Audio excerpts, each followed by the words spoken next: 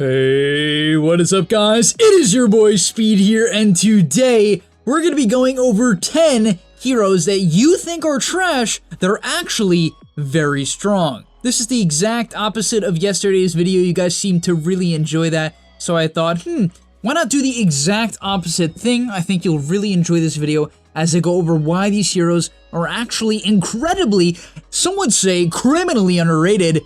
And let's get into it. Alright, so starting it off at number 1, we have Lion. Now, for the longest time, Lion was getting absolutely dogged on. This hero was considered to be one of the worst supports. It was never picked. Funny enough, well, never picked in the pro scene, I should specify. It's actually like the second most picked hero in Dota, which is pretty funny, but yeah, let's get into why pros are picking it now and why it's actually a lot better than maybe you think. The main reason why I think it's good is I think it's good as a position 4 in particular.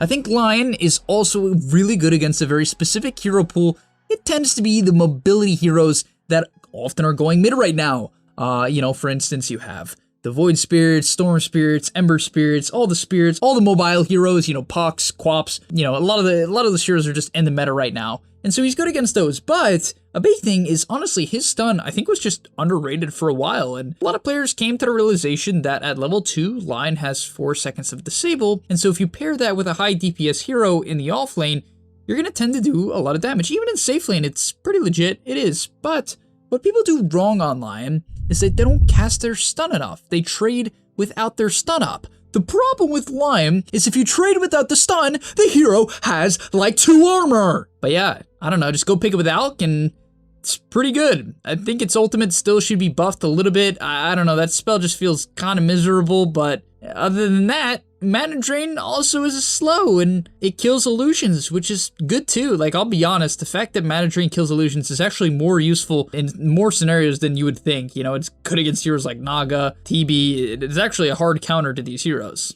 Next up on the list is Alchemist. Guys, if any of you ever DM me or leave a comment that you think Alchemist is a bad hero, I swear I will find where you live and I will come to your house and I will teach you everything you need to know about Alchemist to make sure that you play him on such a high level. But yeah, what? Dude, I swear, people, like, apparently one of my students was playing Alch recently. He's been popping off, by the way, just absolutely crushing it, sticking to the formula, and people have been flaming him for picking Alch. Like, are you out of your mind? What, you think Alch just can't be a safe laner? Is this hero just, like, relegated to the off lane or the mid lane? Like, dude, this hero is insane. It just farms. Acid Spray is literally the best spell in Dota. There's nothing else that it does, you know what, 4 armor reduction, 20 damage level 1, you can last 2 with it. It's really good for farming, it's really good for harassing, it's really good for laning, it's really good in the late game, it's really good at taking Roche. I mean, there's literally not a better spell in the game besides Acid Spray. Next up on the list, coming in at number 3, is a GAMELEAP sub. Man, recently there was a Reddit post where someone's like, Speed, I went from all the way from like, it was like 1.8k MMR to Legend, which is like a lot of MMR. And then dude, the top comment was like, nice try, Speed. They thought that I was the one. Literally, they thought I was the one who made the post. No, I didn't make the post. Why would I need to convince Reddit that my videos are useful? No, that was pretty funny, but yeah, dude, someone actually gained that much from watching my videos, and I don't know if they have a GAMELEAP sub or not, but I hope they do. I imagine they do. So go get your GAMELEAP sub right now. Click the link down below, and you guys are going to find out something really crazy. If you click the link down below, there's something special there. If you go sign up, and you do sign up, you have a month-long refund policy. Did you know that? You can just go watch a bunch of videos and say, I don't like it, and then not sign up anymore. Okay, I really shouldn't be telling you that, but go sign up to the GameLeap website. Next up on the list, number 3, actually, is Death Prophet. Dude, this hero is so dumb. It's so dumb. I had a lane against her recently, and to be fair, I did win the game, but my god, its stats are ridiculous. 335 movement speed, its nuke costs no mana, it does so much damage, it secures range creep, and Spirit Siphon is the most ridiculous spell in the game. It's actually such a hard counter to, like, I don't know, anything. Like, Spirit Siphon's just goated. The only problem this hero has is it doesn't have any lockdown.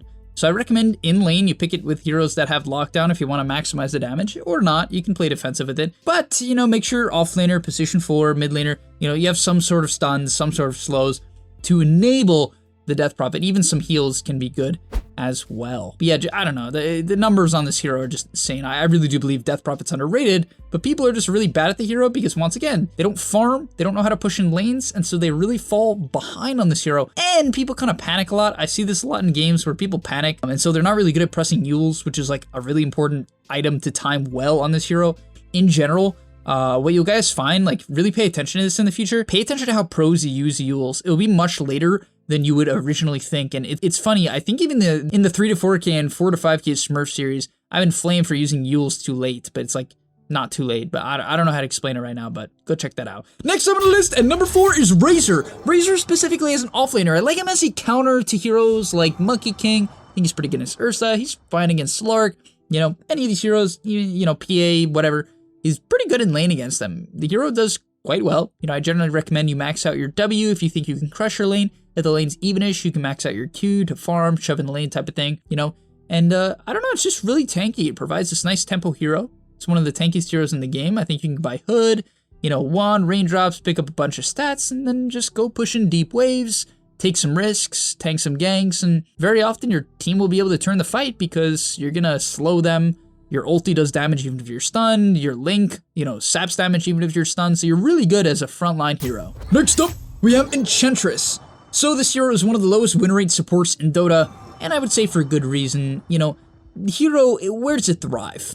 It primarily thrives in the lane. The reason why you pick Ench, well, I would say there's 2 main reasons that come to mind for me. Number 1 is the lane. The fact that you can take over a Hellbear Smasher at level 1 is just ridiculous. You have to understand, when Chen had this, I mean, the hero was broken. It wasn't picked that much necessarily, but it was so broken. At least I feel like Chen was broken, and you know, for a while, the hero's first phase pick ban in the pro scene, but then they got rid of that. But Enchantress can still do this. However, if you don't optimize this and you don't make sure it's unblocked and, you know, that type of thing, you're gonna just lose with the hero. Because in the mid game, it can feel pretty underwhelming. You know, it requires good micro with a unit, which is quite difficult in itself. It requires you to have good positioning because you die to magic damage really easily, but you can bait in physical damage attackers in fights. So you have this really crazy ability to just draw all the attention to yourself, the proper attention, the right clickers to yourself in fights by positioning around that and buying items around that, right? A lot of players struggle with this concept though, and they struggle with the lane. I mean, support players are always like, I don't know what to do to gain MMR. You know what you should do? Get good at laning, because trust me, you might think you're good at laning, but you're really not. The amount of things you can do to get better at laning, such as like positioning, how often you're autoing, how efficiently you're trading, the spacing you have between opponents, how often you're drawing out. Dude, there are so many things you can fix. Obviously, I have other videos on that, and there's plenty of content on it on the internet, but I don't know, go watch some videos. Then we have Nature's Prophet, the best hero in Dota. Yes! Yeah, so this hero is very low win rate in most brackets because it's hard. It's really hard. So if you think Prophet's useless, and for a while, when I saw Prophet on my team in pubs, I was like, GG, this hero's auto loss. Except when it's me, you know. No, but there's actually a point in time, even when I was a Prophet spammer, that I just wouldn't pick it because I thought the hero was underwhelming. You know, I was probably wrong here. It was probably just me. But the reality is, Prophet, if you know how to play the laning stage with him, and I know I'm saying a lot of the same things as Ench, but like, really play the lane. I'm not saying like, oh, you know, like, I have 5 denies and I have good last hits. But like, you're really good at pressuring, you're really good at microing, like blocking when you get gone on, blocking when you're going on them. You know, just last hitting denying with the treants properly. Dude, this hero can be so dominant. I think I have a game or 2 on the 3K to 4K series. I'm not sure, but like, if I don't, it is so brutal how much you can destroy these safe laners. I destroy top tier safe laners quite often with this hero in lane. I mean, the things you can do with treants. Woo! It is dirty. But you gotta get good with them. And in the mid to late game, teleport is a debate spell, and treants are also a debate spell. Like, recently in a pub, I got flamed for farming his Prophet. I'm like, dude, this Morphling is level like 15. He crushed a quad mid. The game's going great. Like, we could just farm for like 10 minutes, let me hit a good timing, let him hit a good timing, and then just crush them because we have like semi-greedy heroes, right? And he's like, why aren't you diving? And, like, he's like going crazy because he dies at their tier 2, and like, I'm just hitting creeps, getting my Orchid or my BKB, whatever it was. And the thing is, it's like a very common trap, right? Because in pubs, it's very common to have your teammates flame you. It's very common for them to be like, why weren't you at that fight? Why didn't you come to this fight? Why didn't you go here? Why didn't you go there? Why didn't you push this tower? Why didn't you orchid this guy? Why didn't you do da-da-da-da-da-da? And Prophet can do literally anything because of teleport. And so if you don't have a clear game plan of what your timings are, and you know, you don't have good map awareness to know when someone's alone so you can pick them off and set up, and you know, like counter split pushing type of thing, this hero, it can feel very underwhelming. Next up is Brew. All I gotta say, you just don't know how to play him. Get good at micro, you scrub. Then next up on the list we have Troll Warlord, one of the weirdest carries in Dota. You know, its kit in general is just very odd. Its Q is odd. It lets you be ranged or melee. you know, it's just like weird. You know, being melee gives you more attack speed, base attack time. It gives you armor and a chance to root, but you gotta know when to use it compared to ranged form. But ranged form has its uses, and like you can slow people and secure range creeps, but you can also give mischance, and like if you overcommit a little bit, you're kind of just gonna feed because your hero doesn't have like a great way of like, you know, like not running away. I don't know, Troll's just weird. And your ultimate at level 6 might be like one of the worst ultimates in the entire game.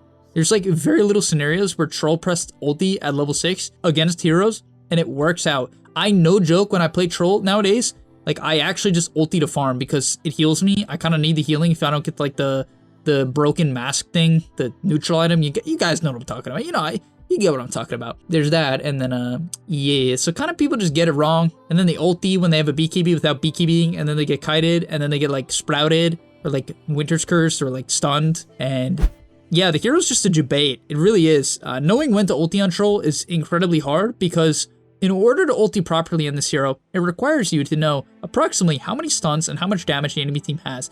Being able to equate that all at the same time requires an insane amount of experience, which is why Dota is like the hardest game in the world, right? Like Troll ulti is the epitome of why Dota is like the hardest game in the world. Using that ability properly is insane, but if you get good at it and you farm well and you dominate lanes because this hero's a lane dominator, you can crush. Next up on the list is BATRIDER, dude. This hero's win rate, and I will be honest, yes, it got nerfed, yes, it's not nearly as good as it was, and yes, it cannot farm like a beast anymore, but, if you pick this hero in the right matchups, you get it against like a PA or a Sven or a TB or, you know, like any of the heroes without purges that are really slow, my gosh, you can ruin them in lane, but the hero's like a 43% win rate, because if you don't know how to play around Napalm, it's kind of like Troll ulti. If you don't know how often to use it and exactly when to use it, you're kind of just going to feed. If you go in a little bit too early, which is, oh my god, the amount of BATRIDERs I see kill themselves at level 2 just makes me sad. Guys, go for the kills at level 3 unless you literally have 10 stacks. If you do not have 10 stacks and there's a creep wave next to the guy,